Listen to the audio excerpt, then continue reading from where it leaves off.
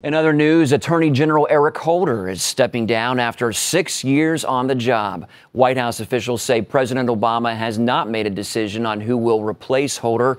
Holder was the nation's first black attorney general and described as one of the most progressive voices in the president's cabinet. A Justice Department official says Holder made his plans final in a meeting with President Obama over the Labor Day weekend.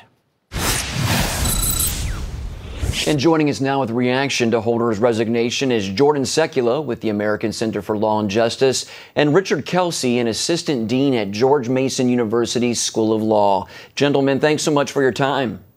Thank you.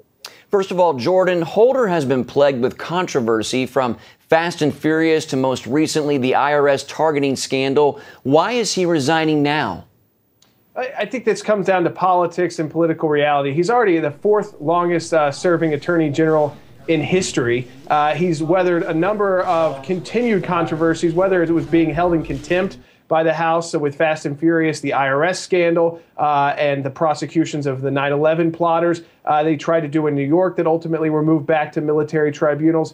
This is someone, though, was a staunch ally of President Obama. We call it the resignation of the Stonewaller in chief. That was kind of his role for President Obama. But it's political reality. We have midterm elections coming up in November. The president's popularity is dipping. And that means the Republicans may take control of the U.S. Senate, and they want to get a new attorney general confirmed before Republicans are potentially in control of that all-powerful Senate Judiciary Committee. Richard, you wrote in your initial reaction to the hearing of Holder's resignation that his resignation may, quote, result in some justice finally being brought to bear on a Justice Department that has been over-politicized under failed leadership.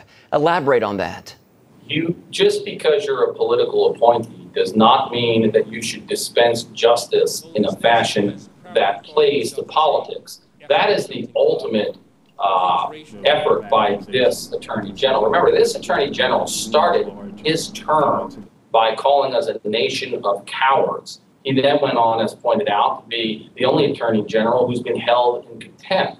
He has politicized that office in a way that has essentially put justice on the sidelines. And let's face it, we have three branches of government. What we need from these types of high-profile appointees is to dispense justice with some sense of blindness, which is how it's supposed to be. And instead, what this attorney general has done is he's become a political arm and a political wing of the president. Richard, do you think he will be held accountable for any of the actions of his department? I don't know that he'll be held accountable because we live, unfortunately, in a circumstance and a world where everyone is picking teams. You're either on the Republican team or the Democrat team. Jordan, if he is held accountable, what could take place?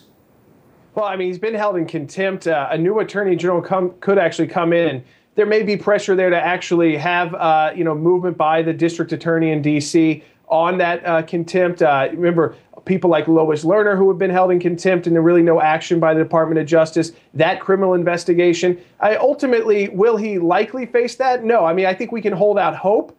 We can put a lot of pressure. We can hold the next nominee's feet to the fire, whoever he or she may be. But ultimately, at the end of the day, President Obama is doing this to get another ally into this very important role and a very now politicized office. And realistically, Jordan, will the politics ever stop?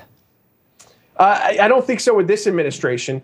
We didn't see this in the past necessarily. I mean, usually attorney generals, they come from the political world, but they aren't necessarily someone who is taking all the heat for you. Eric Holder played this unique role where he took a lot of heat for the president, whether it was the scandals we're talking about, some of the more controversial moves, and he stayed by the president's side. Richard, what does Holder's replacement face? Fortunately, Holder's replacement faces a lame duck presidency, where this replacement is essentially not going to have much power at all. Let's face it, Eric Holder is leaving because he sees that he is going to have virtually no ability to move his agenda. We're now moving to a wartime presidency. We are going to have a major change in the Congress as a result of the midterms. Do either of you think we're going to see any changes in the Justice Department in these last years of the Obama administration? Yeah, they're not necessarily going to be someone that has the same kind of confidence with the president. So I would doubt that there was someone this close who the president was willing to rely on so many potential scandals that could impact and have impacted the administration. Okay, Jordan Sekulow and Richard Kelsey, thanks again for your time. Thank you.